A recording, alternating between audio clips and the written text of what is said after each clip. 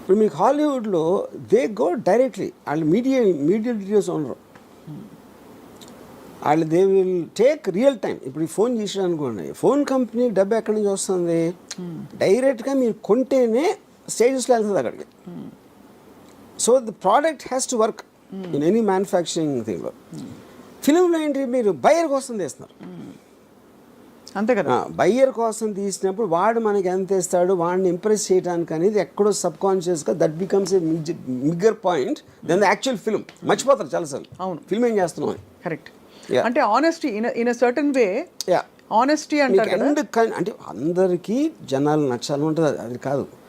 But you can forget and easily divert your attention from the main point.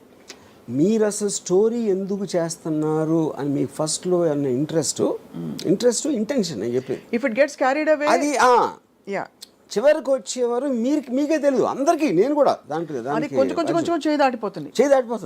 ఒక particular టైంలో మీరు మర్చిపోతారు అసలు మీరు ఎందుకు తీద్దాం అనుకున్నారు అనేది. It will go off. That's why I feel it's honesty. And that's why newer film makers వాళ్ళలో అది రీటైన్ అవుతుంది కొంతవరకు, కొంతలో కొంత.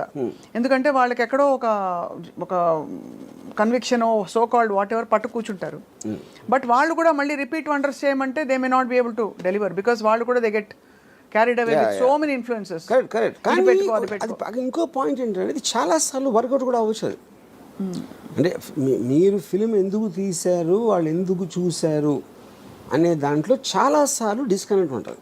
ఇప్పుడు for example in Ardh Satya one of the most influential films. అవును, స్మితా పాటిల్. ఓంపురి. అది నేను ఆల్మోస్ట్ ఒక 7-8 సార్లు చూసుంటాను సినిమా. నేను ఆ డైరెక్టర్ని ఒకసారి రెహమాన్ స్టూడియోలో కలిసాను, గోవిందీలో అని. నేను ఆయనతో ఆ సినిమా గురించి మాట్లాడితే ఆయన సినిమాది నాకు చెప్పారు అసలు అది ఫాదర్ సన్ రిలేషన్షిప్ మీద నేను ఇన్స్పైర్ అయ్యి తీశాను, that is what which work. నేను సరే నేను ఉట్టి ఫాదర్ సన్ సీన్లే నేను ఫాస్ట్ ఫార్వర్డ్ చేసి ఉండని చెప్పా. ఇది రిపీటెడ్ వ్యూస్లో. నేను చూసింది రామశెట్టి అని ఒక విలన్ క్యారెక్టర్ మలాను. నిజంగా ఆశ్చర్యపోయాను, ఎందుకంటే ఆయన కూడా తెలియదు కదా, సినిమా అయిపోయింది, రిలీజ్ అయిపోయింది, ఎవరెవరో ఏదేదో చెప్తారు. మెయిన్ రీజన్ దానికైనా నేను అనుకుంటే ఇక్కడ ఇంకో డైరెక్టర్ అసలు నేను ఆ సీన్ కోసమే చూడలేదని చెప్పాను. ఇప్పుడు బ్యాండిట్ క్వీన్ ఎక్స్ట్రాడినరీ ఫిల్మ్ అది, పూలందేవి. అది నా ఉద్దేశంలో ఎలా తీయకూడదు అనే దానికి టెక్స్ట్ బుక్లో ఉన్న దాన్ని రీమేక్ చేశారు తెలుగులో. అది దానికన్నా 10 రెట్లు అడిగింది. ఏది బ్యాండిట్ క్వీన్ కన్నా ఎక్కువ. అప్పుడు ఏంటి అర్థం, దానికి ఏం చెప్తాను, దేర్ ఇస్ నో లాజిక్, ఏం లేదు. అంటే అది నా సెన్సిబిలిటీ అంతే, లాజిక్ ఉంది.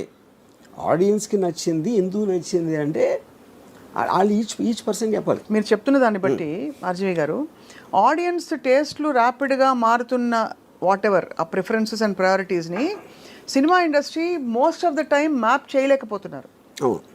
మ్యాప్ చేయలేక కొన్ని ఇండస్ట్రీకి లీస్ట్ తెలుస్తుంది యాక్చువల్గా, ఎందుకంటే లోపల ఉన్నారు కాబట్టి. అవును, ఆడియన్స్ మధ్యలో ఉన్నవాడికి రిలేటివ్గా ఎక్కువ తెలియడానికి ఛాన్స్ ఉంది. రిలేటివ్లీ అది కూడా ఫుల్గా కాదు, ఎందుకంటే ఆడియన్స్కి తెలియకపోవచ్చు. నేను విజయవాడ నుంచి వచ్చి నేను హైదరాబాద్ మన అనుపూర్ణ తిరుగుతున్నప్పుడు ఇళయరాజా ఎంత పాపులర్ అనేది నాకు స్టూడెంట్గా ఉన్నప్పుడు తెలుసు. ఎందుకంటే మేము షాపులకి వెళ్ళి రికార్డ్ చేయించుకున్నాను క్యాసెట్లో. అక్కడ ఇళయరాజాకి సెపరేట్ బుక్ మెయింటైన్ చేసేవాడు. మిగతా చక్రవర్తి ఇది అది అందరూ కలిపి ఒక బుక్ ఉంటే ఇళయరాజా గారికి ఒక సెపరేట్ బుక్ ఉండేది. అది నేను చెప్తే అనుకున్న స్టూడెంట్స్ షాక్ అయిపోయాడు, వాళ్ళకి తెలియదు అసలు ఇళయరాజా అంత పాపులర్ అని. దానికి కారణం ఏంటంటే ఈ పెద్ద సినిమాలన్నీ కూడా మోస్ట్ ఆఫ్ దెమ్ చక్రవర్తి గారు వీళ్ళు చేసేవారు. ఈ వంశీ గారి ఇలాంటి అంటే ఒక లో బడ్జెట్ సినిమాలు అన్వేషణ ఇలాంటివి వచ్చి ఆ టైంలో ఏదో బాగానే ఉందంట. అప్పుడు దాని కలెక్షన్స్ ఏంటున్నారు కానీ మ్యూజిక్ జనాల్లో ఉన్న పాపులారిటీ గురించి తెలీదు. సో అప్పుడు నేను శివాకి ఇళయరాజా అని ఇన్సిస్ట్ చేస్తే చాలా కష్టమైనది. అంటే చక్రవర్తి ఉన్నారంటే వాళ్ళు ఇళయరాజా అంటే అలా ఉండేది మాట బేసిక్గా. అదే అప్పుడు ఎందుకు అది లోపల ఉన్నప్పుడు వాళ్ళ వ్యూ పాయింట్ వేరు ఉంటుంది, పబ్లిక్లో ఉన్నదానికి. మీరు అప్పటికి బయట ఉన్నారు కాబట్టి మీకు తెలిసింది అది. ఎప్పుడైతే నేను లోపలికి వచ్చానో నాది అదే పరిస్థితి. మీరు అట్లీస్ట్ యూ హెవ్ బీన్, మీరు నచ్చిన సినిమా అది ఏవైనా అవ్వని అనే ఒక నాకు వచ్చింది అది అది నేను ఇంటెన్షన్తో నేను హిట్ అయిపోవాలి, డబ్బులు సంపాదించాలి, నాకు అవార్డు వచ్చేయాలి అలా అని నేను ఎప్పుడు సినిమా చేయలేదు. అది నా పర్సనాలిటీ ట్రేట్ అంతే, అది తప్ప ఒప్ప అని కూడా అంటలా. యా. సో ఇప్పుడు ఒక చిన్న జోకే ఇచ్చా మీరు పర్మిషన్ ఇస్తే. సో ఆర్టిఫిషియల్ ఇంటెలిజెన్స్ అడిగితే స్త్రీ ఎందుకు ఆడింది అని అది ఇచ్చిన ఆన్సర్ ఏంటంటే దేశం అంతా ఆర్జీవీలా మారిపోతుందని. ఎందుకు ఆర్జీవీ స్త్రీని బాగా చూస్తారు కాబట్టి. అందులో స్త్రీ అందుకే నేను జోక్ అని చెప్పాను సార్. అదే కాదు, నేను ఎలా స్త్రీనో చూస్తాను అలాంటి స్త్రీ లేదు దాంట్లో ఫస్ట్. ఓహో, అయితే ఈ టాపిక్ ఎక్కడతో మరి ఆ జోక్ని. బట్ సీరియస్లీ ఇట్స్ యాక్చువల్లీ మీరు అన్నట్టు ఇట్ ఇస్ ఛాలెంజింగ్. అంటే ఇప్పుడు ఫిల్మ్ మేకర్స్కి చాలా it's a lot of pressure, especially ఒక దారుణమైన పెద్ద సినిమా తీసేశాక ఇంకా తర్వాత ఇప్పుడు గద్దర్ 2, యానిమల్, స్త్రీ 2, ఇంత వేరీడ్ ఫిల్మ్స్ అసలు ఒకదానికొకటి సంబంధం లేకుండా అంత బ్లాక్ బస్టర్స్ అవుతున్నాయంటే దాని అర్థం ఏంటి? జనాలు ఏదైనా చూస్తారు. అప్పుడు ఏదైనా చూస్తారని మనం అనుకుంటే ఏం చూస్తారో తెలియదు అనేది ఫాలో అవుతుంది. అంతే. అప్పుడు ఇంకా మనం అనుకున్నది మనం కన్విక్షన్తో చేయటం తప్పిస్తే there is no other choice for anybody. There's no other choice. After that it's about the figures. Correct. ఏ కాస్ట్లో తీయాలి, అవి ప్రాక్టికల్ డెసిషన్స్, అది viability, practical decisions and all that. But ఏదేమైనా మన కన్విక్షన్ని దాటి వెళ్ళి తీయడం వల్ల అది ఛాన్స్ ఆఫ్ హిట్ అవ్వడం ఉండొచ్చు కానీ but there are more chances you'll fail because you are carried away in a lot of noises which is not your own voice. అంతేనా? యా. So interesting. మీరు స్త్రీ 2 ని ఇప్పుడు మీ 2గా మార్చి మేము వెళ్ళి చూస్తాం సినిమాని. అది నేను చూడలేదు ఇంకా. But the point is this is a paradigm shift in terms of. మీకు రాజ్ కుమార్ రావు ఫ్రెండా sir? I know him. You know him. Did you tell him that the film is? No. You haven't yet told. Well, I'm sure he'll be surprised with your tweet. And strangely, tana first film naade nathone chesadu. Oh. He has some 3-scene role in Run. Yeah. కానీ ఇక్కడ again I'm telling you, ఇది రాజ్ కుమార్ రావుకి సంబంధమే లేదు. ఇది కానీ 10 రోజులు అనుకున్నాడు కదా ఫిలిం అనేది. జస్ట్ ఇప్పుడు ఇంకోటి ట్రైలర్ అన్నారు కదా, ట్రైలరు ఎందుకు అసలు ఏం చూస్తారు ట్రైలర్లు అనేది. ఇప్పుడు చాలా సినిమాలు మీకు 20 మిలియన్ వ్యూస్, 30 మిలియన్ వ్యూస్ వస్తాయి, సినిమాకి ఎవడు రాడు. అప్పుడు అక్కడ ఒక లాజిక్ ఏంటంటే ఇంతమంది చూశారు కాబట్టి వాళ్ళందరూ వస్తారు అని మనం అనుకుంటాం. అంతమంది చూశారు కానీ వాళ్ళు చాలామందికి నచ్చలేదని అప్పుడు అర్థమవుతుంది. అంతేగా. ఇప్పుడు ట్రైలర్ చూడటానికి నచ్చడానికి డిఫరెన్స్ ఉంది కదా. Akshay Kumar highest paid actor in the country అంటారు, నిజమా sir? Akshay Kumar no, it's not more than Prabhas. Prabhas is highest paid. Prabhas I think would be the highest. నాకు సరిగ్గా ఎగ్జాక్ట్గా తెలీదు but I would believe. Yeah, because దానికి వన్ ఆఫ్ ద రీజన్స్ ఒకటి films, రెండోది దానికి మల్టిపుల్ లాంగ్వేజ్లో మార్కెట్ ఉంటుంది కదా, which Akshay Kumar won't have. Correct, that's true, that makes sense. Yeah, తప్పకుండా ఈ డార్క్ కామెడీ అండ్ సో ఇప్పుడు హారర్ కామెడీలు విపరీతంగా తీయటం మొదలెడతారు ఇప్పుడు అందరూ. ఇప్పుడు చక్కగా చేతులు కాదు ఇప్పుడు. అంటే మీకు any success is always followed immediately. Yeah. So ఇప్పుడు ఒక మొత్తం ప్రొడక్షన్ ఆఫీసెస్ అన్నిటిలో ఒక డార్క్ గ్లూమీ లైటింగ్, ఎందుకంటే ఆ టోన్లో తీసేది ఇది. ఓహో, స్త్రీ 2 లైటింగ్ టోన్ అది. మొత్తం లైట్లు హరిపేసి బ్లూ లైట్ వేసుకుని నాలుగు చేస్తారు. ఏంటి నాలో లేనిది అమ్మాయిలో ఏముంది అని ఆలోచించినట్టు నా సినిమాలో లేనిది ఆ సినిమాలో ఏముంది అని అందరూ ఆలోచించుకుంటూ ధ్యానం చేసుకుంటూ కూర్చోవాలి. నేను యానిమల్ గురించి చెప్పినప్పుడు సందీప్ బాగా చెప్పాను, మొత్తం ప్రొడక్షన్ ఆఫీస్లో మీ డిస్కషన్ రూమ్ ఉంటుంది కదా, ఆ డిస్కషన్ రూమ్లో డెసిషన్స్ తీసుకుంటారు. స్టోరీ ఏంటి, ఎలా ఉండాలి, ఇలాంటివన్నీ జరుగుతూ ఉంటాయి. అప్పుడు వేరే వాళ్ళు వస్తారు. వచ్చినప్పుడు అందులో పెద్ద మాస్టిఫ్ కుక్క ఉందనుకోండి. ఇప్పుడు మీ కుక్క అంటే మీకు కంఫర్ట్ ఉంటుంది. ఆ బయట నుంచి వచ్చిన వాళ్ళకి ఇంత పెద్ద కుక్క ఏమైనా చేస్తుందా, గబుక్కుని కరుస్తుందా అనే ఒక టెన్షన్ ఉంటుంది కదా.